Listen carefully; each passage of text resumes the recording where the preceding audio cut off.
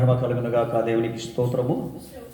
దేవుడు ఈ దినమున ఈ పరిశుద్ధ దినమందు మనల్ని అన్ని విధాలుగా రక్షించినట్లుగా దేవునికి స్తోత్రం చేస్తాను. స్తోత్రం. వాక్యంలోనికి వెళుచుండగా ఆయన యొక్క చిత్తములో ఆయన ఇష్ట ప్రకారం మనమందరం కూడా జీవించడానికి ఆయన యొక్క వాక్యమును మనకు పంపునట్లుగా దేవుడు సహాయం చేయనట్లుగా దేవునికి స్తోత్రం చేస్తాను. స్తోత్రం. చిన్న ప్రార్థన చేసుకుందాం. పరిశుద్ధుడు అయిన దేవా, కృప కలిగిన దేవా, చివరి దినాలలో ప్రభా మేము ఉంటున్నాం తండ్రి. మమ్మల్ని ఒక్కొక్కరిని ప్రభా నీ యొక్క వాక్యశక్తితో మమ్మల్ని ప్రభా బలపరిచి మాలో ఉన్న బలహీనతలన్నింటినీ ప్రభా తొలగించి నీ వాక్యము ప్రభా యేసయ్య రెండంచుల ఖడ్గం గనుక అది మా యొక్క ఎముకల మూలుగులలోనూ కూడా ప్రభా దూరి ఎక్కడున్నా కల్మషమును తీసివేస్తుందని ప్రభా మీరు సెలవిచ్చినారు. అటువంటి నిరీక్షణ, అటువంటి యొక్క కృప ఇక్కడ వచ్చిన బిడ్డలందరికీ మీరే అనుగ్రహించినట్లు కృప దయచేయండి. మీ వాక్యానికి మేము వెలుచుండగా మా చిత్తము ఆలోచన మా యొక్క ఏది లేదు ప్రభా, నీ చిత్తము నీ ఆలోచన నీ యొక్క కృపతో ప్రభా నీవు మాట్లాడినట్లుగా మీ ఆత్మతో మాట్లాడినట్లుగా మమ్మల్ని ఒక్కొక్కరిని బలపరిచినట్లు కృప దయచేయమని మమ్మల్ని మేము తగ్గించుకుంటూ నీ చేతికి అప్పగిస్తున్నాం. యేసునామములో అడుగుచున్నాము తండ్రి, ఆమేన్. అందరం కూర్చుందాం. దేవుడి దినమున వాక్యంలోనికి వెలుచుండగా మనుషుని గురించి మనము చూస్తున్నాం. ఈ మనిషే తన జీవితంలో రాజుగా ఎప్పుడైతే ఇతడు మరి పట్టాభిషేకం అయిందో ఆ రోజు నుండి అతడు తగ్గే ఉన్నాడు. ఇతడు రాంగా తనకు అనేకమైనటువంటి యొక్క కానుకలు, అనేకమైనటువంటి యొక్క సంపద మితి మీరిన కొలది ఇతని జీవితం మారిపోతా ఉంది. ఇతని పద్ధతి మారిపోతా ఉంది. ఇతడు దుర్మార్గుడుగా ఇతడు నడచడానికి ప్రయాసపడ్డాడు. కనుక ఇతడు ఈ దుర్మార్గమైనటువంటి యొక్క జీవితం ఎప్పుడైతే ఇతనిలోకి వచ్చిందో ఇతన్ని అణిసివేయాల దేవుడు. ఇతన్ని అణిసివేసినప్పుడే తన గర్వమును, తన అహంకారాన్ని, తన అతిశయమును ఎప్పుడైతే అతన్ని అణిసివేస్తాడో అప్పుడు తిరిగి అతడు పశ్చాత్తాపడి దేవుడి సన్నిధానానికి వస్తాడేమో అని దేవుడు మనషేని ఆయన యొక్క గర్వమును, ఆయన అహంకారాన్ని అణిచివేయినట్లుగా మనం చూస్తా ఉన్నాం. ఆ రాజులలో అంత దుర్మార్గుడైనటువంటి రాజు మరొకడు లేడని మనకు వాక్యములో చెప్తా ఉన్నాడు. 2 దినవృత్తాంతములు 33వ అధ్యాయము 12వ వచనం నుండి 17వ వచనముల వరకు చూసినట్లయితే అతని చరిత్ర అక్కడ క్లియర్గా రాయబడి ఉంది. దేవునికి స్తోత్రం. చదువుదాం. 33వ అధ్యాయము 2వ దినవృత్తాంతములు 12 నుండి చదువుదాం. అతడు శ్రమలో ఉన్నప్పుడు తన దేవుడైన యెహోవాను బతిమలాడుకొని తన పితరుల దేవుని సన్నిధిని తన్ను తాను ఎట్లా తగ్గించుకున్నాడంట? అంత దుర్మార్గుడుగా ఉన్నటువంటి ఆ మనషే ఎప్పుడు తగ్గించుకున్నాడు? తనకొచ్చిన కష్టాలు చూసి, తనకొచ్చిన బాధలు చూసి, తనకొచ్చిన ఇరుకులు ఇబ్బందులు చూసి, తనకొచ్చినటువంటి ఒక శ్రమలను చూసి అతడు ఎంతగానో తగ్గించుకున్నాడు అంటున్నాడు. చదవమ్మా. ఆయనకు మొరలేడగా ఆయన తన యొక్క విన్నపములను ఆలకించి యెరూషలేమునకును అతని రాజ్యములోనికి అతని తిరిగి ఆ శమలో నుండి తీసుకొని వచ్చినప్పుడు యెహోవా దేవుడై ఉన్నాడని మనషే తెలుసుకొనెను. హల్లెలూయా. గమనించండి ప్రియమైన వారులారా, మనకు శ్రమలు వచ్చినప్పుడు, మనకు కష్టాలు వచ్చినప్పుడు, మనకు అనేకమైనటువంటి తొందరలు వచ్చినప్పుడు, అనేకమైన బాధలు వచ్చినప్పుడు మనం ఎవరిని తెలుసుకోవాలి? గమనించండి, మనల్ని మనము తగ్గించుకోవాలి. మనల్ని మనము ఎంత తగ్గించుకోవాలంటే ప్రభువా, ఈ బాధలు, ఈ దరిద్రత, ఈ కష్టాలు, ఈ శ్రమలన్నీ ఇవన్నీ రావడానికి నాలో ఉన్న గర్వమును బట్టే ప్రభువా, నాలో ఉన్నటువంటి అహంభావము, అహంకారమును బట్టే ప్రభువా, నాలో ఉన్న అతిశయమును బట్టే ప్రభువా అని ఎంతగానో ఇతడు తగ్గించుకున్నందును బట్టి అతన్ని చెరలో కొనిపోయినటువంటి యొక్క బొబ్బులో నుండి అతన్ని తిరిగి యెరూషలేములోనికి రప్పించినట్లుగా మనం చూస్తున్నాం. హల్లెలూయా. కనుక దేవుడు అంటున్నాడు, మన జీవితంలో ఎప్పుడైతే మన యొక్క తగ్గించుకుంటామో దేవుడు మనకు సహాయం చేస్తానని చెప్తా ఉన్నాడు. చదువమ్మా, చదువు. అదే 17 వరకు చదవాలి. ఇది అయిన తర్వాత అతడు దావీదు పట్టణము బయట గీహోనుకు పరమటగా లోయయందు మత్స్యపు గుమ్మము వరకు ఓబేలు చుట్టూను బహు ఎత్తుగల గోడను కట్టించి మరియు యూదా దేశములోని బలమైన పట్టణములో అన్నిటిలోనూ శనాధిపతులను ఉంచి మరియు యెహోవా మందిరము నుండి ఆ అన్యుల దేవతల నుండి విగ్రహములను తీసివేసి యెరూషలేమునందును యెహోవా మందిరం పర్వతమునందును తాను కట్టించిన బలిపీఠములన్నిటినీ తీసి పట్టణము బయటికి వాటిని లాగే వేయించెను. ఇదియుగాక అతను యెహోవా బలిపీఠమును బాగు చేసి దాని మీద సమాధాన బలులను కృతజ్ఞత అర్పణలను అర్పించుచు ఇశ్రాయేలు యొక్క దేవుడైన యెహోవాను సేవించుడని యూదా వారికి ఆజ్ఞాపించెను. గమనించండి ప్రియమైన వాళ్ళారా, ఆయన తను మారిన తర్వాత తన దగ్గర ఉన్నటువంటి యొక్క సమస్తమైనటువంటి దేవునికి విరుద్ధమైనటువంటి అన్నిటిని పారదోలి దగ్గరే లేకోకుండా చేసుకొని సకల జనులకు ఏమి ఆజ్ఞాపిస్తున్నాడంటే, ఇదిగో నిజమైనటువంటి యొక్క దేవుడు, ఇదిగో యెహోవా దేవుడే. ఈయనకు ఎవరైతే తను తాను తగ్గించుకుంటారో, ఎవరైతే తన జీవితమును మార్చుకుంటారో, ఎవరైతే తమ యొక్క నడతలను మార్చుకుంటారో వారికి దేవుడు సహాయం చేస్తాడు. మీరందరూ యెహోవాను నమ్ముడి అని అతడు ప్రకటించ మొదలుపెట్టాడు. దేవునికి స్తోత్రం. హల్లెలూయా, హల్లెలూయా, హల్లెలూయా. గమనించండి ప్రియమైన వారలారా, మరి మనము ఈ లోకములో ఉన్నప్పుడు ఈ మాటలన్నీ కూడా మనకు ఎందుకు వినబడుతున్నాయంటే, వాళ్ళు చేసినటువంటి యొక్క కార్యములను బట్టి వారు ఆశీర్వదింపబడ్డారు. గమనించండి, మనము కూడా ఆ రీతిగా మనల్ని మనము తగ్గించుకొని మనల్ని మనము దేవుని వైపు మనము తిరిగినట్లయితే ఆయన మనకు ఎన్నో విధాలుగా సహాయం చేస్తాను అంటున్నాడు.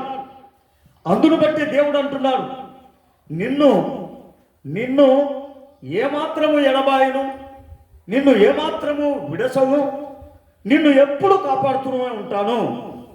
నువ్వు బతుకు దినములన్నీ కూడా క్షమలు నాకు వస్తున్నాయి, బాధలు నాకు వస్తున్నాయి, వ్యాధులు నాకు వస్తున్నాయి అని ఏ పొద్దు చెప్పకుండానట్లుగా నిన్ను చేస్తాను. గనక నా మాట విను అంటాడు, నా ఆజ్ఞలు గైకొనుము అంటాడు, నా చిత్తమేదో నువ్వు పరీక్షించమంటాడు, నా ఆజ్ఞలు ఏవో చాలా జాగ్రత్తగా దాన్ని ఎతకమని చెప్తాడు. అటువంటి నిరీక్షణతో మన జీవితాలలో మనం ముందుకు పోతూ ఉంటే మనల్ని ఎవరు కించపరిచేవాళ్ళు, ఎవరు ఏళన చేసేవాళ్ళు, ఒకప్పుడు మనల్ని ఏళన చేసిన వాళ్ళు వారి మూతి మీద చేయి పెట్టుకోవాలి. అలాగా నిన్ను నన్ను ఆయన హెచ్చిస్తాడు. ఆయన అలాగా మన జీవితాలను కాపాడుతాడు.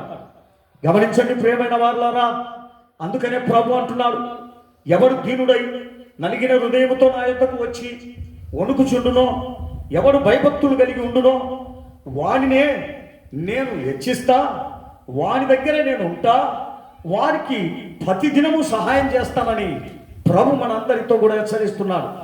అటువంటి యొక్క హెచ్చరికను, అటువంటి యొక్క దేవుడి మాటలను మనము ఎప్పుడు కూడా తోసివేయకోకుండా ఉండాలని ఈ మాటలన్నీ కూడా హెచ్చరిస్తున్నాడు. తన మనిషి జీవితంలో తాను పడినటువంటి యొక్క కష్టాలు, తాను పడినటువంటి యొక్క బాధలను గుర్తిరిగి ఈ దరిద్రము, ఈ యొక్క స్థితిగతులు నాకు వచ్చినది, ప్రభువును నేను తగ్గించుకోనకోకుండా గర్వము అహంకారముతో నేను ఉన్నదాన్ని బట్టి ఇవి నాకు కలిగినవని తను తాను తెలుసుకొని తాను తగ్గించుకున్నట్లుగా మనం చూస్తున్నాం. అప్పుడు దేవుడు అతన్ని హెచ్చించినట్లుగా మనం చూస్తున్నాం. ప్రేమైన వారలారా, దేవుడు వీటినన్నిటినీ మనకెందుకు చెప్తున్నాడంటే మన జీవితాలు, మన కుటుంబాలు, మన పిల్లలు ఆ రీతిగా ఉండడానికే మనకి హెచ్చరికలు. అందుకనే ఇంకా ఉందమ్మా, గనుక ఈ హెచ్చరికలన్నీ వాటిని మనము గుర్తిరిగి దేవునికి విరుద్ధమైనటువంటి యొక్క మాటలైనను, దేవునికి విరుద్ధమైనటువంటి జీవితమైనను, దేవునికి విరుద్ధమైనటువంటి యొక్క కార్యాలు ఏవైనాను మనలో లేకుండా చేసుకోవడమే దేవుని యొక్క చిత్తము, దేవుని యొక్క ఆలోచన, దేవుని యొక్క మరి ప్రార్థన, దేవుని యొక్క రాజ్యము అదేనండి. మనలో ఉన్నటువంటి దేవునికి విరుద్ధమైన కార్యములు తీసేసుకోవడమే దేవుని యొక్క చిత్తం అంటున్నారు. అవి తీసేసుకోనకుండా మనం ఏం చేసినా ఏం ప్రయోజనం, ఎంత ప్రార్థన చేసినా ఏం ప్రయోజనం, ఎంత ప్రార్థనకు వచ్చినా ఏం ప్రయోజనం, వాటిని తొలగించి నా సన్నిధానములో నువ్వు నన్ను చూడు, నన్ను చూసినట్లయితే నీకే అర్థమవుతుంది అంటాడు. అందుకనే అటువంటి యొక్క నిరీక్షణలో ఈరోజు నువ్వు నేను వెళ్ళాలని ప్రభు మనకి హెచ్చరిక చేస్తున్నాడండి. మనిషే పడినటువంటి యొక్క స్థితిగతులు నువ్వు పడకూడదు, మనిషే బాధపడినట్లు నువ్వు బాధపడకూడదు, మనిషే తగ్గించుకున్నట్లుగా నువ్వు తగ్గించుకోమంటున్నాడు. మనిషే తగ్గించుకున్న తర్వాత ఎంత ఆశీర్వాదం పొందినాడో అది నువ్వు లేఖనములలో చూసి నీవు కూడా తగ్గించుకోమని ప్రభు మనతో హెచ్చరిస్తున్నాడండి. అటువంటి యొక్క నిరీక్షణ మన జీవితాలలో మనం పెట్టుకోవాలని ప్రభు మనల్ని కోరుకుంటున్నాడు. అదే యెషయా 55వ అధ్యాయము 7వ వచనంలో మనము చూస్తే, యెషయా 55వ అధ్యాయము 7వ వచనం చూస్తే 55:7 భక్తిహీనులు ఏమంటున్నాడు? భక్తిహీనులు ఏదో అంతంత భక్తి పెట్టుకొని నాకు భక్తి ఉందని దేవుని సన్నిధానానికి వచ్చేది కాదండి. తమ దుష్క్రియలను మానాలి, తమ స్వాభావికములను, చెడ్డ స్వభావికములను మానాలి, చెడ్డ తలంపులను మానాలి, చెడ్డ ఆలోచనలను మానాలి అని మనకు చెప్తున్నాడు. చదువుదా, దుష్టులు తమ తలంపులను మానవలెను, వారు యెహోవా వైపు తిరిగిన ఎడల ఆయన వారి యందు జాలిపడును, వారు మన దేవుని వైపు తిరిగిన ఎడల ఆయన బహుగా క్షమించును. గమనించండి ప్రియమైన వారలారా, ఆయన ఏం చేస్తాడంట? మనం ఆయన తట్టు తిరగాలంటున్నాడు. ఏమి తిరగాలా? మందిరానికి వచ్చేదే తిరగడం, ప్రార్థన చేసేదే తిరగడం, మన జీవితంలో ఉన్న స్వాభావికములను మనము తిప్పాలి. మనలో ఉన్న అన్యాయ స్వభావం, అక్రమైన స్వభావం, లోభిత్వమైన స్వభావం, కడుపు మంటలు, అసూయలు, పగలు, కక్షలు ఇవి తిప్పాలండి. అవి అలాగే పెట్టుకొని నేను ప్రార్థన చేస్తున్నా, నేను దేవుని దగ్గరికి వస్తున్నా, ఏం ప్రయోజనం? అవి నిన్ను కాపాడతాయా భక్తి? అందుకని ఆ కింది వాక్యంలో అంటాడు, ఆ భక్తి నిన్ను కాపాడుతుందా? గమనించండి. మరి మన జీవితంలో ఎలాంటి యొక్క స్థితిగతుల్లో మనం ఉండాలని దేవుడు కోరుకుంటున్నాడు? చదవమ్మా. నా తలంపులు మీ తలంపుల వంటివి కావు, మీ తోవలు నా తోవలు వంటివి కావు. ఇదే యెహోవాకు. నువ్వేమనుకుంటావు? నాకు ఇష్టమైనట్టుగా జరగాలి, నేను అనుకున్నటివే జరగాల. దేవుడు అంటే అంత ఈనమా? గమనించండి, ఆయన ఎవరి తట్టున్నానని చెప్తున్నాడు, అది గుర్తెరగం. కానీ నేనేం చేసినా, ఏం అన్యాయం చేసినా, ఏం అక్రమం చేసినా, ఏ అబద్ధం ఆడినా, ఏ మోసం చేసినా, ఏమి చేసినా దేవుడు నాకు మేలు చేయాలని ఎంత మూర్ఖతనా! దేవుడు అదే అంటున్నాడు. అటువంటి యొక్క మూర్ఖతనమును విడిచిపెట్టు, అటువంటి యొక్క ఆ తలంపులను విడిచిపెట్టు అంటున్నాడు. మన యొక్క తలంపులు దేవునికి మించినవి, దేవునికి వ్యతిరేకమైనవి, దేవునికి అసాధ్యమైనవి. ఆ తలంపులు నువ్వు విడిచిపెట్టు అంటున్నావు. నువ్వు తగ్గించుకో, నీ జీవితాన్ని తగ్గించు, నీ ప్రవర్తనను తగ్గించు, నీ మాటలను తగ్గించు, నీ స్వభావంలో అన్ని విషయంలో తగ్గించి నడుచుకో, అప్పుడు దేవుడు నిన్ను హెచ్చిస్తాను అంటున్నారు. ప్రియమైన దేవుని బిడ్డ, ఆ తగ్గింపు జీవితము మనకు మనిషే చూపిస్తున్నాడు. నేను ఒకప్పుడు గర్విష్ఠుడను, ఒకప్పుడు అహంకారిని, ఒకప్పుడు ఈ భూమి మీద ఉన్న జనులందరికంటే పాపం చేసిన వారి, కానీ ఇప్పుడు ఆ పాపం వలన నాకు వచ్చినటువంటి ఒక జీతం ఎట్టిదో నేను తెలుసుకున్నా కనుక ఇప్పుడు అటువంటి యొక్క స్థితి నేను ఎప్పుడు చేయను, అటువంటి యొక్క అన్యాయ పనులు నేను ఎప్పుడు చేయను అని తన్ను తాను తగ్గించుకొని వాటిని అన్నిటినీ విడిచిపెట్టినట్లుగా మనం చూస్తున్నాం. వాటినన్నిటినీ విడిచి దేవుని దగ్గరికి వచ్చి సరి చేస్తా ఉన్నాడు. తన జీవితాన్ని సరి చేస్తున్నాడు, తన జనులను సరి చేస్తున్నాడు, తన ఇంటిని సరి చేస్తున్నాడు. తన యొక్క ఎవరెవరైతే దేవునికి విరుద్ధంగా ఉన్నారో వారిని అందరినీ కూడా మరి మరి ఎలాగా నడిపిస్తున్నాడో తెలుసా? దేవుని చిత్త ప్రకారమే నడిపిస్తున్నాడు. అది అండి మనిషి యొక్క జీవితం. అందుకని నాకు ఎప్పుడైతే ఆ గర్వం అహంకారం ఉన్నప్పుడు నా దగ్గర సమాధానమే లేదు, శాంతే లేదు, ఎప్పుడు భయం ఉండేది. కానీ ఇప్పుడు నాకు భయమే లేదని మనిషి చెప్తా ఉన్నాడు. అటువంటి యొక్క స్థితిగతుల్లో నీవు నేను ఉండాలని ప్రభు నన్ను పిలిచినాడు. మరి మన పిలిచినటువంటి యొక్క పిలుపుకు తగినట్లుగా ఈ భూమి మీద నడుచుకోవాలా అంటున్నాడు.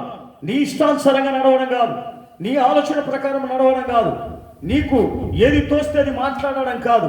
ప్రతి మాటకు ప్రతి జీవితానికి దేవుని యొక్క చిత్తము నీలో ఉండాలని ప్రభు సెలవిస్తున్నాడు. అటువంటి నిరీక్షణ, అటువంటి యొక్క ఆలోచన నీలో కనబడాలని దేవుడు కోరుచున్నాడు. నీ ప్రవర్తనలో, నీ మాటలో, నీ యొక్క ప్రతి కుటుంబంలో అటువంటి యొక్క నిరీక్షణ, మనిషి నిరీక్షణ కనబడాలని దేవుడు కోరుకుంటున్నాడు. అటువంటి యొక్క తగ్గింపు కొరకే నిన్ను నన్ను ఎక్కడికి పిలిచినాడు? దేవుని యొక్క సన్నిధానానికి పిలిచినాడు. హల్లెలూయా. గనుక ప్రేమైన దేవుని బిడ్డ, మరి మన జీవితంలో అటువంటి ఒక తగ్గింపు మనకు ఉందా అని నువ్వు నేను చూసుకోవాలా అంటాడు. ఏ జిల్లాలో చెప్తాడు? 18వ అధ్యాయము 21, 22 2 వచనాలు మనం చదివితే అక్కడ మనకు హెచ్చరిస్తున్నాడు. ఏం హెచ్చరిస్తున్నాడు ఆయన? చదవమ్మా. అయితే దుష్టుడు వాడు చేసిన పాపములన్నిటినీ విడిచి నా కట్టడలన్నిటినీ అనుసరించి నీతిని అనుసరించి న్యాయము జరిగించిన ఎడల అతడు మరణమినేనుండడు. ఆలస్యంగా అతడు బతుకుతాడు. అతడు చేసిన అపరాధములలో ఒకటి జ్ఞాపకంలోనికి రావు. అతని నీతిని బట్టి అతడు బతుకును. గమనించండి ప్రియమైన వారులారా, నీతి లేని జీవితం, నిజాయితీ లేని జీవితం, స్వార్థమైన జీవితం, అసూయ కలిగిన జీవితం, పగలు కలిగిన జీవితం, ఇవి దేవునికి ఇష్టం లేనివి. ఇవి పెట్టుకొని నేను కూడా భక్తి చూపిస్తున్నా, నేను కూడా ప్రార్థనలో నేను మునుగుతున్నాను, తేలుతున్నాను అంటే అది ఎంత దౌర్భాగ్య స్థితి, అది ఎంత అన్యాయపు స్థితి. దేవుడు మనతో హెచ్చరిస్తున్నాడు. ఆ దుష్టత్వము నుండి మీరు మరలాలి అంటాడు. ఆ పాపము నుండి మీరు మళ్ళీపోవాలి, మీరు దేవునికి లోబడాలి, దేవుని మాటలకు లోబడాలి. దేవుడు నాతో ఏమి చెప్తున్నాడో వాటికి నా తల వంచుతాననే నిరీక్షణ మనందరిలో ఉండాలండి. అటువంటి యొక్క నిరీక్షణ, అటువంటి యొక్క తగ్గింపు, అటువంటి యొక్క మాటలకు మనము ఏమాత్రము చోటు ఇవ్వలేకుండా పోయినట్లయితే ఏ రీతిగా దేవుణ్ణి మనం అంగీకరిస్తున్నామని అర్థమవుతుంది జనులకు. గమనించండి, కోపం పోలే, అన్యాయం పోలే, అక్రమం పోలే, పగలు పోలే, కక్షలు పోలే, కొట్లాటలు పోలే. ఏ రీతిగా నువ్వు దేవుని బిడ్డవు, ఏ రీతిగా దేవుని బిడ్డవని చెప్పుకోవడానికి నీకు ఆధారం ఉంది.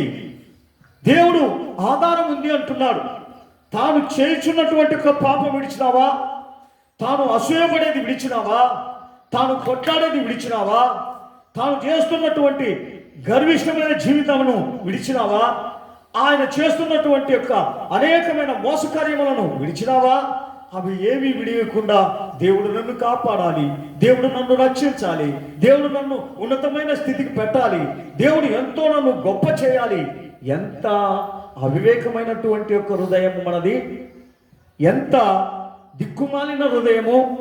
ఆ హృదయాన్ని తీసేసి దేవుడికి తగినట్లుగా కలిగిన హృదయాన్ని మనం పెట్టుకోవాలి. దేవుడికి తగినట్లుగా మనుషులు పెట్టుకోవాలి. దేవుడికి తగినట్లుగా మన జీవితాన్ని నడిపించాలని ప్రభు కోరుకుంటున్నాడు. దాని కొరకే బతుకుదాం, దాని కొరకే జీవిస్తాం, దాని కొరకే చచ్చిపోదాం. అదే దేవుడు అంటున్నాడు. అలాగ నా కొరకు చచ్చిపోయిన నీకు ఏం కలుగుతుంది అంటున్నాడో తెలుసా? నిత్య రాజ్యం, యుగాయుగములు సమాధానం, యుగాయుగములు నీవు ఆనందం, అది కలుగుతుంది.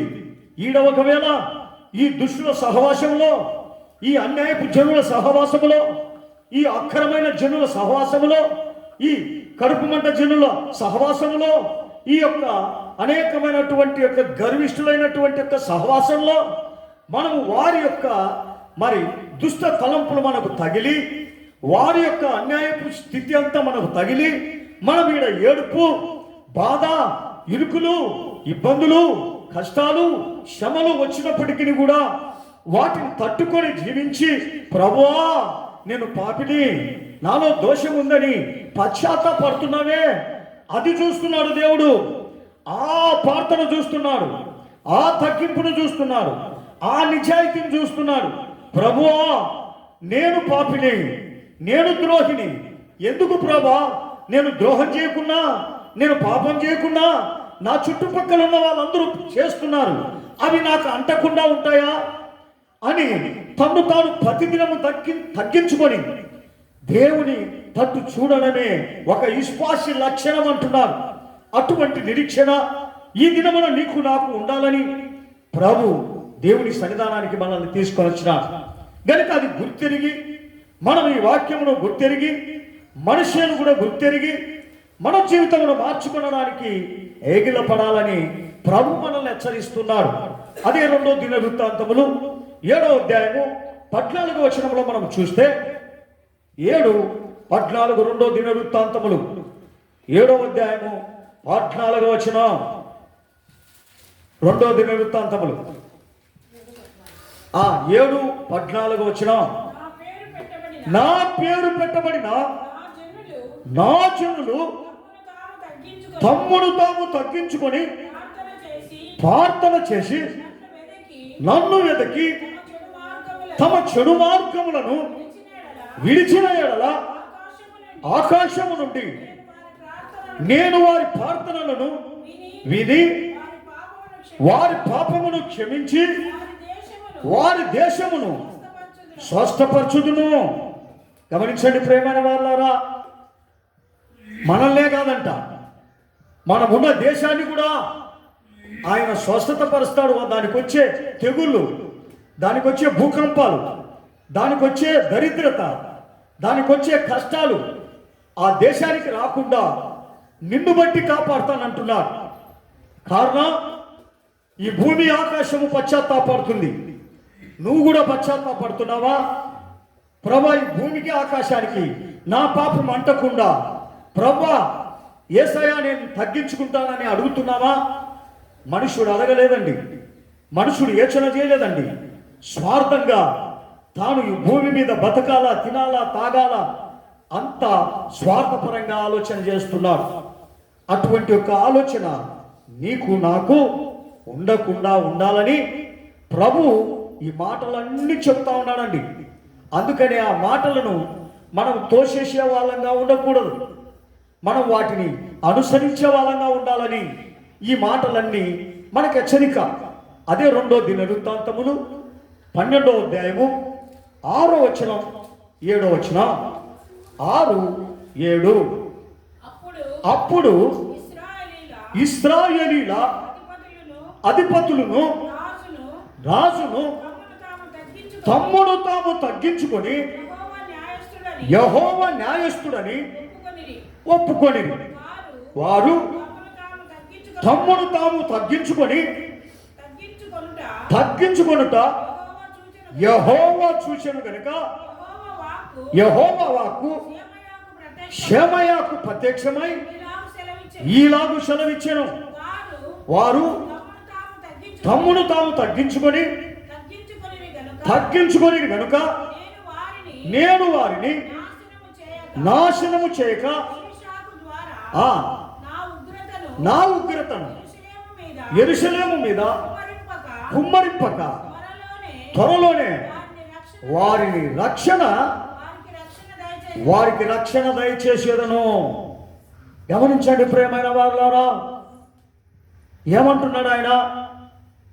వారు తమ్ముడు తాము తగ్గించుకుంటే వారికి వచ్చే వ్యాధులు రావు, వారికి వచ్చే దరిద్రత రాదు, వారికి వచ్చే కష్టాలు రావు, వారికి వచ్చే శ్రమలు రావు. ఇది గుర్తెరగక గమనించండి, పాపం చేస్తూ, అన్యాయం చేస్తూ, అక్రమం చేస్తూ దేవుడా మమ్మల్ని కాపాడు, దేవుడా మమ్మల్ని ఎలా కాపాడతాడండి? అలాగే దేవుడి మీద దేవుడు ఆడుండడు అంటే నువ్వు అన్యాయంగా ఉండి, నువ్వు వ్యభిచారంగా ఉండి, నువ్వు దొంగగా ఉండి, నువ్వు మోసగాగా ఉండి దేవుడు నిన్ను కాపాడాలనా? కాపాడకుంటే దేవుడు ఆడున్నాడంటావా? గమనించండి, ఆయన ఉన్నాడండి, దానికి తగినట్లుగా మన జీవితాలను నడిపించాలని చెప్తున్నాడు. అలాగే నడిపిస్తే నేను నిన్ను కాపాడుతానంటున్నాడు. వాటిని విడిచిపెట్టమంటే వాటిని విడిచిపెట్టను. అవి నాకు ఉండాలా, దేవుడు ఉండాలా? ఎంత దౌర్భాగ్య స్థితి, ఎంత అన్యాయపు స్థితి, ఎంత అక్రమైన స్థితి మనుషుల్లో ఉంది. ఇటువంటి దుర్బుద్ధి, దురాలోచన ఎప్పుడైతే ఈ మనుషులలో ఉంటుందో, దేవుడు ఏ రీతిగా ఆ కుటుంబాన్ని, ఆ పిల్లలను, ఆ ఇంటి పెద్దలను రక్షించాలంటే ఎలాగ రక్షిస్తాడు? అది గుర్తిరిగి మన దేవుని తట్టు తిరిగేటువంటి ఒక స్వభావం మనకు ఉండాలని దేవుడు సెలవిస్తున్నాడు. అదే 12వ వచనంలో మనం చూస్తే, 12వ వచనంలో అతడు తన్ను తాను తగ్గించుకున్నట్లుగా యెహోవా అతనిని బొత్తిగా నిర్మూలం అతన్ని చేయక యూదావారు కొంత మటుకు మంచితనమును అనుసరించుట చూచి తన కోపము అతని మీద నుండి తిప్పుకొనెను. హల్లెలూయా, హల్లెలూయా, హల్లెలూయా. గమనించండి ప్రియమైన వారులారా, రోగం ఎందుకు వచ్చిందండి? బాధలు ఎందుకు వచ్చిందండి? కష్టాలు ఎందుకు వచ్చిందండి? అంటే దండక పుట్టేది పుట్టక ఉండడానికి ఎందుకు వచ్చిందండి? నీ యొక్క చెడుతనమును విడిచిపెట్టక, నీ మార్గములను విడిచిపెట్టక, నీ దుష్టత్వమును విడిచిపెట్టక, నీవు ఉన్నదాన్ని బట్టి అని తెలుసుకోను నిమిత్తమే మనకు శ్రమలు వస్తున్నాయి, మనకు బాధలు వస్తున్నాయి. అప్పుడు మనం ఏం చేయాలంటున్నాడు? మనల్ని మనం తగ్గించుకోమంటున్నాడు. అటువంటి యొక్క దుష్క్రియలు నా దగ్గర ఎక్కడ కనబడవు ప్రభా, వాటినన్నిటినీ తొలగిస్తున్నాను ప్రభా అని ఏ రోజు చెప్తావో ఆ రోజే నీకు జయం, ఆ రోజే నీకు ఆశీర్వాదం, ఆ రోజే నీకు ఫలం ఇస్తానంటున్నాడు. ఆ రోజు నిన్ను గొప్ప జనముగా చేస్తానంటున్నాడు. ఆ మాట రాదండి మనకు, ఆ మాట రాదు. దేవుడు నాకు బాగు చేయలే, నువ్వు ప్రార్థన పోతుండావు, నాకు బాగు చేయలే అంటే ప్రార్థన పోతుంటే బాగు చేస్తాడా? గమనించండి ప్రియమైన వాళ్ళారా, ఈ లోకంలో మనం దేవుని సన్నిధానానికి వచ్చినది ఎందుకు?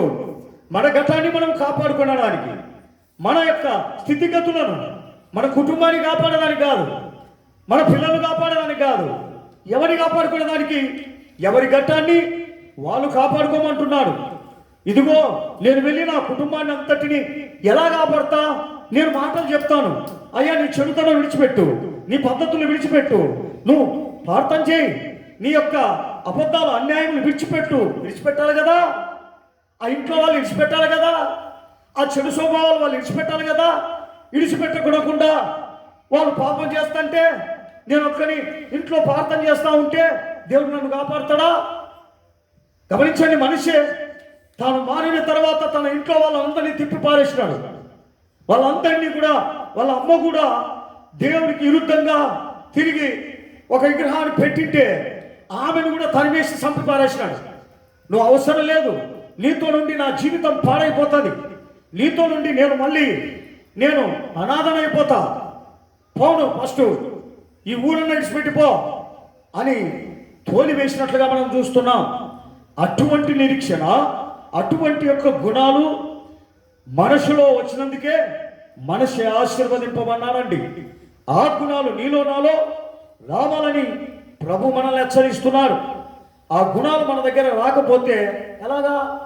అందుకనే కీర్తనకర్త ఒక మాట చెప్తున్నాడు. ఏం చెప్తున్నాడు? 51వ కీర్తన 17వ వచనంలో చెప్తున్నాడు. కీర్తన 51వ అధ్యాయం 17వ వచనంలో ఒక మాట చెప్తున్నాడు.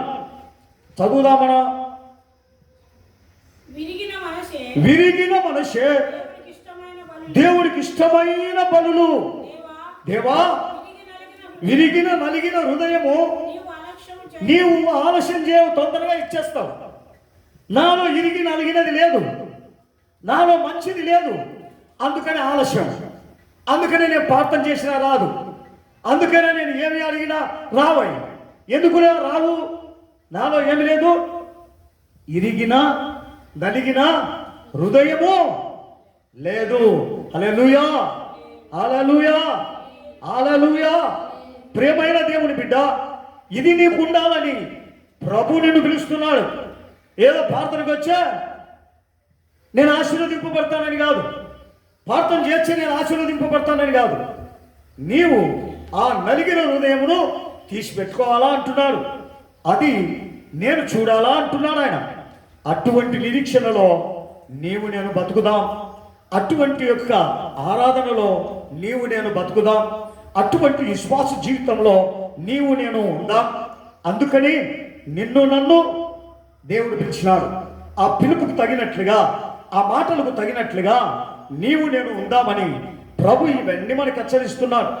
అదే యెషయా 66వ అధ్యాయం 2వ వచనంలో కూడా ఇలాగనే మనకు హెచ్చరిస్తున్నాడు.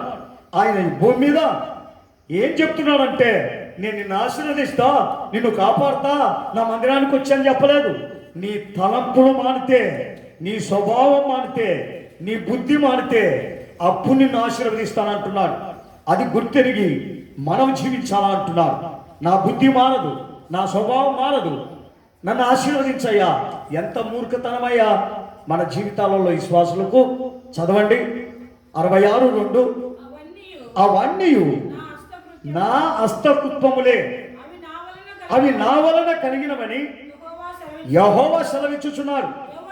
ఎవడు దీనుడై నలిగిన హృదయము కలిగిన వాడై నా మాట వినును వణుకుచుండును, వానినే నేను చూస్తా ఉంటా, వానినే దుష్టీకరిస్తున్నా, వానికి ఆశీర్వాదం ఇస్తున్నా, వానినే కాపాడుతున్నా, వానికే దిగులు లేకుండా చేస్తున్నా, వానికే భయం లేకుండా చేస్తున్నా, వానికే ఏ తొందర లేకుండా, వానికి ఏ యొక్క బాధ లేకోకుండా ఈ భూమి మీద నేను కాపాడుతున్నాను అంటున్నాడు. హల్లెలూయా. ప్రియమైన దేవుని బిడ్డ, అటువంటి ఒక స్వభావంలోనికి నువ్వు నేను వచ్చినామా? ఒక్కసారి ఆలోచన చేయి, ఒక్కసారి దేవుని చూడు, ఒక్కసారి నిన్ను నువ్వు చూసుకో. ప్రభా, నా జీవితంలో అటువంటి ఒక స్థితి, తగ్గింపు స్థితి ఉందా? ఎందుకు ప్రభా ఈ యొక్క బాధలు, ఇరుకులు, ఇబ్బందులు నన్ను చుట్టుముట్టినాయి? ఎందుకు ఈ శ్రమలు నన్ను చుట్టుముట్టినాయి? నాలో నా తండ్రి తగ్గింపు లేని దాన్ని బట్టే ప్రభువా అని నువ్వు తెలుసుకొని బహుగా తగ్గించుకునే గుణము నీకుందా? అందుకనే ఇర్మియాలో చెప్తాడు, 18:11లో చెప్తాడు ఇదే మాట. మరి మన మనసును ఎప్పుడు మార్చుకుందాం? చచ్చిపోయినాక మార్చుకుందామా? గమనించండి, జీవితం ఉన్నప్పుడే, బతుకు ఉన్నప్పుడే, ఇదిగో ప్రాణం ఉన్నప్పుడే నీవు మంచిని పెంచాలి, నీతిని పెంచాలి, యథార్థతను పెంచాలి, న్యాయమును పెంచాలి. అన్నిటినీ ఇక్కడ లోకంలో ఉన్నప్పుడే పెంచాలి. చచ్చిపోయాక ఏం లేదు, నరకం వస్తుంది. అవి పెంచకపోతే, అవి నీ దగ్గర లేకపోతే, చదువమ్మా 18:11. కాబట్టి నీవు వెళ్ళి యూదా వారితోనూ యెరూషలేము నివాసులతోనూ ఇట్లనుము, యెహోవా సెలవిచ్చిన మాట ఏదనగా, నీ మీదికి తెచ్చుటకై నేను కీడును కల్పించుచున్నాను, మీకు విరోధముగా ఒక యోచన చేస్తున్నా నేను. మీరందరూ మీ దుష్ట మార్గములో విడిచి మీ మార్గములు మీ క్రియలను చక్కపరుచుకొనుడి. ఏమంటున్నాడు ఆయన? గమనించండి ప్రియమైన వాళ్ళారా, ప్రార్థనకు వచ్చినవి వచ్చి పెద్దరికం చేస్తాం, అది చేస్తాం, ఇది చేస్తాం అనేది కాదు. తగ్గింపులో జీవించమంటున్నారు. మీ క్రియలను మాని, మీ స్వభావాలను మాని, మీ కోపాలు మాని, మీ దుష్టత్వం మాని, మీ దురాలోచనలు మాని, మీ కఠినమైన సమస్తమైనటువంటి యొక్క మనసును మార్చి ప్రభు కొరకు తగ్గించుకోమంటున్నాడు. అటువంటి తగ్గింపు నీలో నాలో ఉన్నప్పుడే దేవుడు మనతో కూడా వస్తాడు, మనతో కాపురం ఉంటాడు. మనకు ఏ కొదవ లేకుండా తల్లిలాగా తండ్రిలాగా ఒంటరినైన నన్ను, ఒంటరినైన నిన్ను ఆయన ముచ్చటిస్తాడు. కుమారుడా, కుమార్తె, భయపడవద్దు, నేను నీకు తోడై ఉన్నాను, నువ్వు ఎన్నడూ భయపడవద్దు అని ఆయన మనకు పక్కలో నుండి చెప్తాడు. అది అండి విశ్వాసి వింటున్నటువంటి యొక్క మాటలు ఆ తగ్గింపులో ఉన్నాయంటున్నారు. అటువంటి జీవితం నువ్వు చేయడానికి ఈ పరిశుద్ధ దినమందు, ఈ ఉదయకాలం ముందు పిలిచినాడు గనుక మనల్ని మనము తగ్గించుకొని దేవునికి అప్పగిస్తాం. దేవుని యొక్క వాక్యం దీవించునుగాక. హల్లెలూయా, హల్లెలూయా, హల్లెలూయా. చిన్న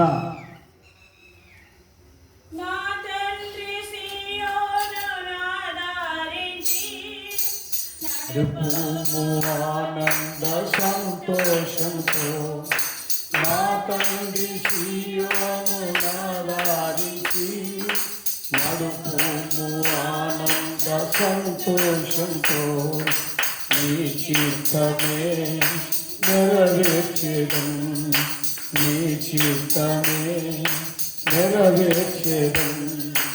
నిత్యము నీతోనే నడచెదను, నిత్యము నీతోనే నడచెదను.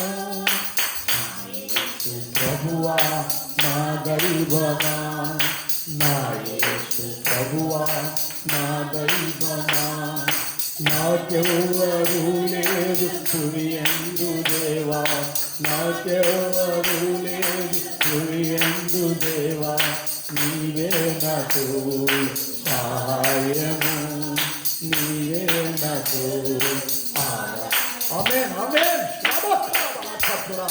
యేసయ్యా, యేసయ్యా. ఓ బంకర బల శరీర బంకర బల చతురా. యేసపానికి స్తోత్రం, స్తోత్రం, స్తోత్రం. ప్రైజ్లార్, ప్రైజ్లార్, ప్రైజ్లార్. ఇంతవరకు ప్రభు మన మధ్యలో ఉన్నాడు కనుక దేవునికి స్తోత్రం చేస్తాం. చిన్న ప్రార్థన చేసుకుందాం. పరిశుద్ధుడైన దేవా, ఇంతవరకు ప్రభా మనిషి గురించి, తన తగ్గింపును గురించి ప్రభా మీరు హెచ్చరించిన కృపను బట్టి నీకు స్తోత్రం. తన నడతలు, తన యొక్క పాపము ఎప్పుడైతే మానిపోయి ఇదిగో నా తండ్రి నిన్ను మొరపెట్టాడో ప్రభా, ఆయన మొరను నువ్వు విని ఆయనకు తిరిగి ప్రభా మంచి ఆశీర్వాదం ఇచ్చి, మంచి శక్తినిచ్చి, మంచి బలాన్నిచ్చి, మంచి రాజ్యాన్నిచ్చి తిరిగి ప్రభా అతడు నీ కార్యములు చేయడానికి ప్రభా నీవు యేసయ్యా వాడుకుంటున్న కృపను బట్టి నీకు స్తోత్రం. మమ్మల్ని కూడా అటువంటి జీవితంలోనికి నడిపించమని, అటువంటి స్థితిగతుల్లో మాలో ఉండాలని ప్రభా తెలుసుకొని నా తన మా మనసు మారి నూతనం కావడానికి ప్రభా సహాయం చేయనట్లు కృప దయచేయండి. త్వరలో మీరు రాబోతున్నారు, ఆ నిత్య రాకడ సిద్ధపరచమని యేసయ్య పరిశుద్ధ నామమున అతి వినయంతో బతిమాలి వేడుకుంటున్నాము తండ్రి. ఆమేన్. స్తోత్రం, స్తోత్రం, స్తోత్రం. నా ప్రాణమా యెహోవాను సన్నిధించుము, నా అంతరంగ సమస్తమైన పరిశుద్ధ నామమును సన్నిధించుము. నా ప్రాణమా యెహోవాను సన్నిధించుము, ఆయన చేసిన ఉపకారములలో దేనిని మరొకము. హల్లెలూయా, హల్లెలూయా, హల్లెలూయా. ఆమేన్. అందరికీ స్తోత్రం.